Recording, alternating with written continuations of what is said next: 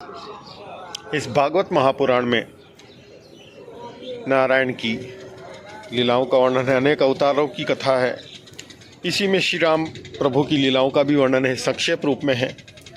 सुखदेव जी कहते हैं, परीक्षित, खटवांग के पुत्र थे दीर्घबाहु, दीर्घबाहु के परम यशस्वी पुत्र रघु हुए, रघु के पुत्र थे अज, और अज के पुत्र थे राजा दशरथ। देवताओं की प्रार्थना से और पूर्व वरदानों के कारण साक्षात परब्रह्म परमात्मा भगवान श्रीहरि अपने अंश रूपों से 4 रूप धारण करके राजा दशरथ के पुत्र होते हैं। उनके नाम थे राम, लक्ष्मण, भरत और शत्रुघ्न। धीरे धीरे राजकुमार बड़े होते हैं। विश्वामित्र अपने यज्ञ की रक्षा के लिए उनको मांगने के लिए आते हैं, तो राम और लक्ष्मण ऋषि विश्वामित्र के साथ जाकर वन में उनकी यज्ञ की रक्षा करते हैं। वहाँ से राजा जनक बहुत बड़ा यज्ञ कर रहे, स्वयंवर हो रहा है। उनकी पुत्री सीता के विवाह के लिए स्वयंवर हो रहा है। स्वयंवर में जो जाते हैं वहाँ पर शिव जी का धनुष है बहुत ही भारी, कोई उसको उठा नहीं पा रहा है। तो प्रभु श्री राम उस पर उठाकर खींचकर डोरी चढ़ा देते हैं और बीच से उसके 2 टुकड़े हो जाते हैं। जैसे हाथी का बच्चा खेलते खेलते ईख तोड़ दे, गन्ना तोड़ दे, उसी प्रकार। और साक्षात लक्ष्मी सीता जी जो जनकपुर में अवतीर्ण होती है,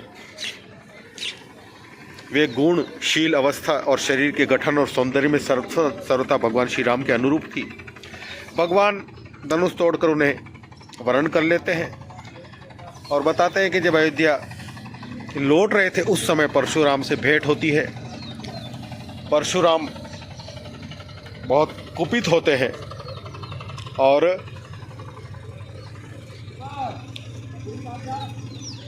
बहुत वाद विवाद जैसी स्थिति होती। अंत में परशुराम समझ जाते हैं कि ये स्वयं नारायण है, तो उनकी स्तुति करके परशुराम वन में चले जाते हैं। इधर फिर आते हैं तो पिता के वचन को सत्य करने के लिए भगवान श्री राम वनवास स्वीकार कर लेते हैं और वन में पहुंचकर भगवान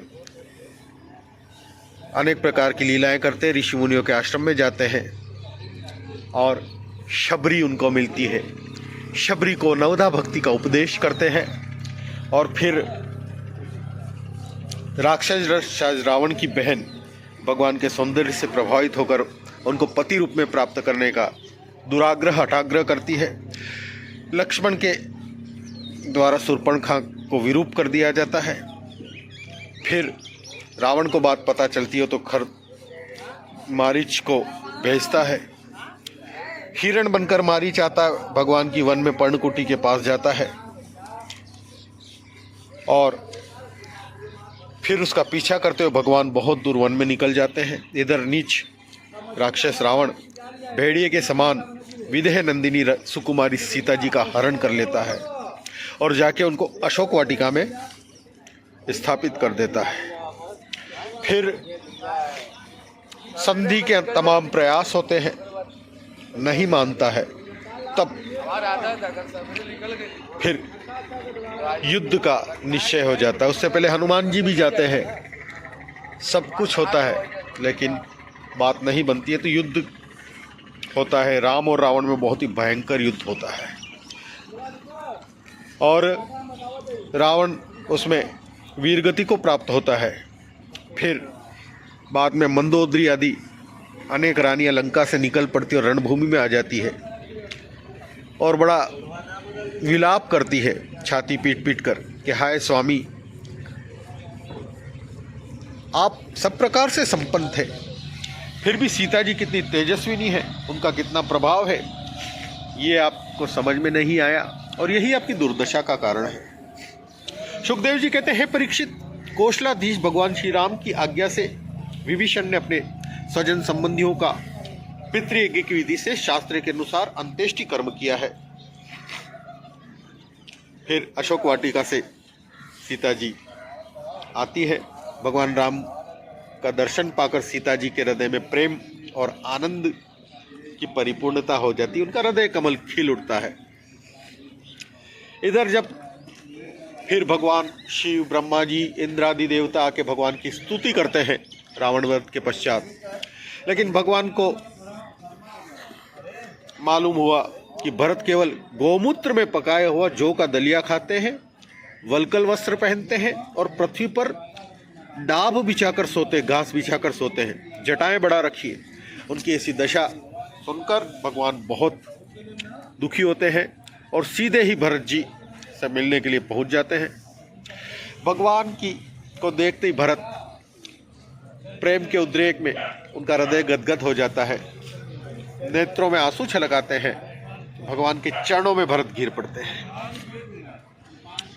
उसके पश्चात अपने दूसरे भाइयों का भी अभिनंदन स्वीकार करके भगवान अयोध्यापुरी में प्रवेश करते हैं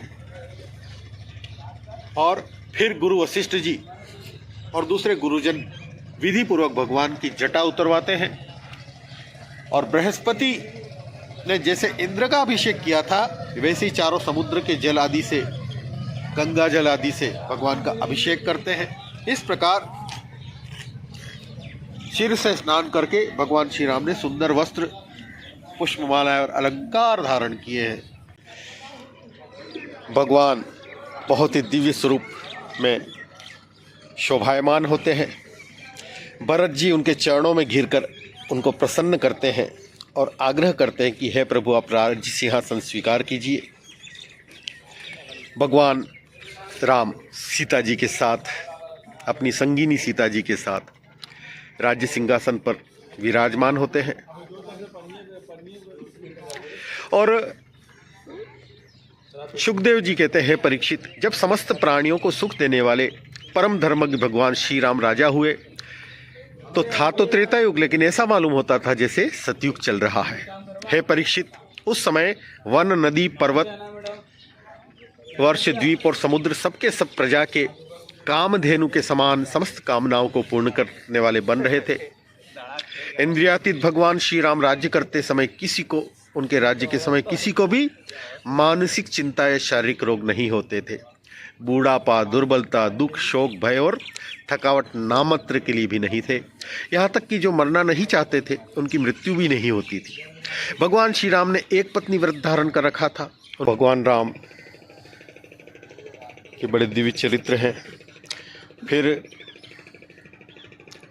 लोकापवाद से आगे जाके सीता जी का परित्याग कर देते हैं और वो वाल्मीकि जी के आश्रम में रहती हैं। उस समय वो गर्भवती रहती हैं। समय आने पर 2 पुत्र उत्पन्न होते हैं, लव और कुश। वाल्मीकि मुनि ने ही उनके सब जात कर्मादि संस्कार किए हैं। सब भाइयों के संतान होती है। अच्छा राजकाज है। उसके बाद समय आने पर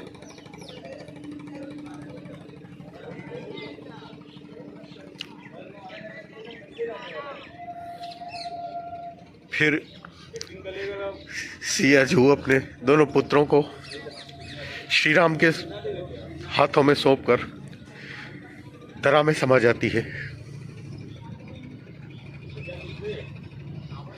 भगवान श्री राम ने अपने शोक के वेग को बुद्धि से रोकना चाहा, परंतु परम समर्थ होने पर वे रोक नहीं सके।